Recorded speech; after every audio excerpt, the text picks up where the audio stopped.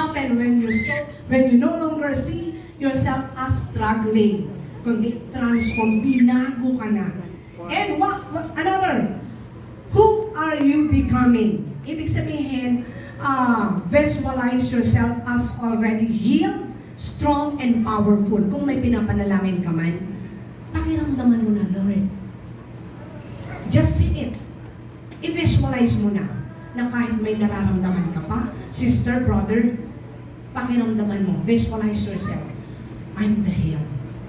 I'm out of there. My needs are met. I have more than enough to bless others. Visualize. Sabi nga kanina ni sister, mas kahit na single parent siya, hindi siya pa nagkukulang ni Lord. Yan talaga po ang plano ni Lord sa buhay natin, na hindi tayo pagkulangin. Dapat maranasan natin yung sinasabi natin manifesting breakthroughs. Just be faithful. Just be strong in the Lord. Have a relationship, strong relationship with God. Doon nagsisimula ang manifesting breakthroughs. Amen? Yes. Next, sabi nga, kanino ka bumabangon? Sa commercial, parang narinig ko yun. Kanino ka bumabangon? Sa Nescafe? Saan ka bumabangon? Sa sentro? Dahil pa, saan ka bumabangon? Sa suburban? Hindi. Huwag kang, kumbaga bumabangon po tayo sa Panginoon. Para sa pamilya natin, para sa pangarap natin, para sa mga pinapanalangin natin. Yun, bakit may silbi yung buhay natin? Bakit na andito pa tayo ngayon? Hanggang ngayon, buhay ka pa, malakas ka pa, may plano pa sa'yo si Lord. Kaya visualize yung pinapangarap mo na parang as if andito na Lord. Ilang ano na lang. Ilang petex na lang o ilang tulog na lang parang mararamdaman ko na. O diba? Huwag kang manatili sa kung ano ka ngayon. Dapat mangarap po tayo. Sabihin ulit natin sa katabi, mangarap daw tayo. Mangarap ka naman. Libre lang po yan. Libre lang ang pangarap. Pero, kahit libre yan, in-honor yan ni Lord. In-honor ni Lord ang pangarap mo. Amen? May kalakip o malaking plano at breakthroughs na inihanda sa atin sa Lord. Kaya, huwag tayong panghinaan ng loob. Huwag nating hayaan na daigin tayo ng takot. Daigin tayo ng pangamba. May mga sitwasyon sa buhay natin, lalo na sa panahon ngayon, kakaiba talaga may mga pagkakataon. Ikaw lang mag-isa, may pera ka naman, okay naman, pagkain mo, pero bakit kaya may mga pagkakataon na hindi ka makatulog? Ang dami mong iniisip, bakit hindi ako makatulog? Parang natatakot ako na hindi ko maramdaman. God is telling you right now, yan ay isang hadlang para hindi mo matanggap yung manifesting breakthroughs. And right now, gusto ni Lord palayain ka sa ganyang pakiramdam. Amen? Palalayain tayo ni Lord. At dahil dyan, dapat huwag nating hayaan na naging tayo ng takot at pangamba na ipinapakita sa atin ng sitwasyon o ng kahit na ano man yan. Kung sino man yan, nakalaban natin. Huwag tayong mawala ng pag-asa. Kundi, anong dapat gawin? Instead, affirm daily. Dapat parang affirm daily. Pero ibig sabihin, i-convince mo parati ang sarili mo. Always declare the good things come from the Lord. Always declare, anong sabi dyan? Yung mga declarations natin, napagkakaganda ng mga declarations natin. Kahit sa bahay ka, sige, i-recite mo lang i-recite. And then sooner or later, magmamanifest po yan. Kung ikaw ay may nararamdaman, sabi mo, Lord, I'm the healed. Kung ikaw man ay puno ng utang, I'm out of debt. I have more than enough to bless others.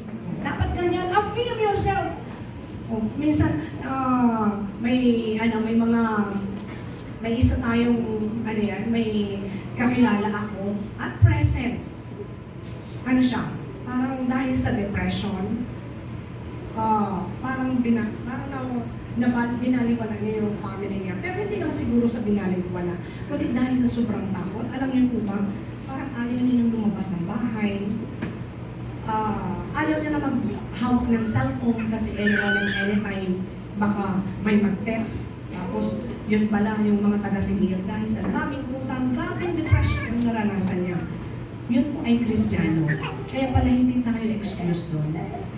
Kaya dapat pag may mga ganong sitwasyon, huwag tayong madaling ng takot. Affirm yourself that you are a child of God. You are an overcomer. Diba? You are blessed. Dapat affirm yourself. Affirm daily. Convince yourself. Speak life over yourself. Bakit? Sabi, your word in Proverbs 8:21, death and life are in the power of your tongue. Convince yourself. Ganun pala yun ha. Ganun kakapangyarihan po yung dila natin.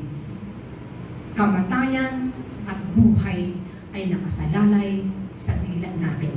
Therefore, kung makapangyarihan po ang dila natin, then speak. Anong dapat natin sabihin? Anong dapat bigkasin natin? Speak life. Speak prosperity. Speak abundance, healing, power. What else? Yun lang dapat pala because we have the power. Once you release a word, may kapangyarihan yan. Na diba? Sa science, sa mga science teacher ko meron man dito, sabi sa akin ng estudyante, ano daw ngayon ma'am, pag nag-whistle daw, tapos taw-taw na yan, parang may hangin. Wala naman maaaring masahon, di ba? Sa mga papadila, sa mga medyo, may edad-edad na. Di ba? Pag medyo maalay nga sa mga naisunayin ako masyado sa pag-whistle. Tapos, nahangin. Why? Ang whistle mo naman, may kapangyarihan. Natawag mo ang hangin, atmosphere. Tama? O. Pag tinawagan mo, ming, ming, ming, ming, ming. Taw-taw na adanan ulit. Tuloy. Nanay. That's how. Ganun ka-powerful. Ang mga salita natin, diba? Sumusunod. Kahit anong tawagin mo, sumusunod. O ano pa? Ano dapat natin? Oh, money, come to us in Jesus' name. Healing, come to me now in Jesus' name. Prosperity, abundance, ano pa? Satisfying life. Come to me now in Jesus' name.